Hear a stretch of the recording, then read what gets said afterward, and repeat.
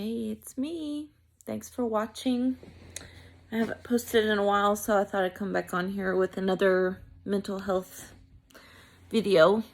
As I mentioned in my previous stories, I have been hospitalized for bipolar suicide attempts. And that is part of my story that's taken a long time to come to terms with, but I'm glad I can talk about it now without it upsetting me.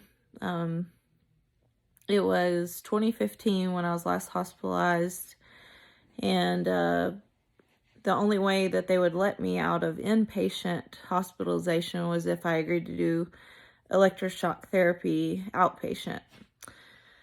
So I agreed, and they told me when I signed up for it, just don't Google it, because you're going to be scared if you Google it, which now looking back, I wish I had Googled it. But anyway, I started my treatments. I think I was scheduled for a couple times a week for a certain amount of time. I don't really remember. Part of ECT, in my experience, has been memory loss, pervasive memory loss, along with not remembering 2012 to 2017, really. I have some memories during that time. I was even engaged during that time, but I still struggle to really realize what those years meant to me. And that's very difficult, having to go off other people's experience of that time period of me, because I don't have firsthand knowledge of a lot of that time period.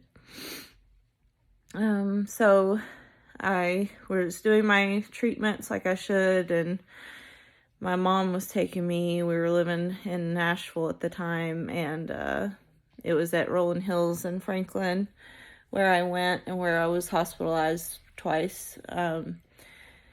And my treatments were going. I mean, afterwards, well, I'll start with what happens when you get there.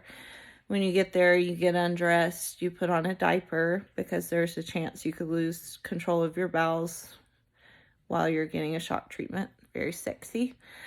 So you're pretty much just wearing a diaper and a gown, and then you go in for your treatment. They put you to sleep, so you don't really remember anything. The movies and television make it seem very violent, like the person's awake while it's happening, and that's not true at all.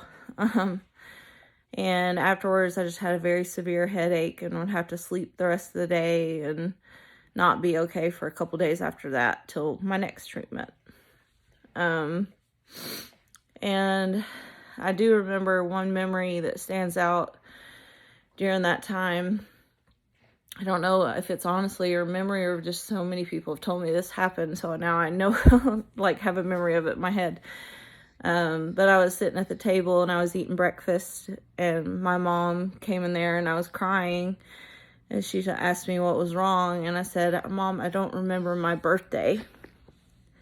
And I couldn't remember how old I was a lot of times, and my birthday, just, stuff like that everybody should know. I doubt I would know my social during that time period. It was pretty hard. And anyway, they kept doing the treatments. I kept going, hoping that the depression would get better, because that's why they told me I should have it in the first place, was that I had severe depression that just wouldn't lift, plus these bipolar episodes. So ECT is pretty much just a small seizure in your brain that's supposed to help your synapses go back to where they're supposed to be. It kind of rewires the brain, so to say. And I did my treatments until one day, I just remember waking up and really not feeling well. I felt like I was going to throw up, and they rolled me out in a wheelchair, as they always did, to my mom, and my mom bent down and kissed my head, and she said it smelled like I had been burning. And I remember feeling like I'd been burnt. And I think all that was said at the time was that I just had a seizure too long, so that they didn't recommend me pursuing any more treatment. Looking back, I wish I had inquired more as far as what had really happened, but that's the story I got. Tank's whining. He hates it when I tell stories. Hi, Tank. Anyway, that's my experience with ECT. I mean, just years of memory loss is pretty much my biggest symptom from it. While I was going through it, I would have very bad headaches the day of and want to stay in bed and sleep and not feel so great. It just messed up my whole system, and I feel like there's a lot of years I can't get back. I don't know if that's a blessing or a curse, but it's frustrating when you don't remember the things you do there in that time period. So anyway, that is my experience, and would I ever suggest it? I think it can work for some people, but for me, it just was absolutely not a good idea, and I regret ever doing it. Y'all, if you want to talk more about mental health, subscribe to me, share it, get the word out. Love you, mean it.